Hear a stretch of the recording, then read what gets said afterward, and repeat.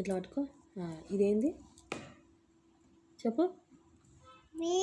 1 2 ఇది 3 4 5 5 తర్వాత 6 వస్తుంది. ఇంకో 6 7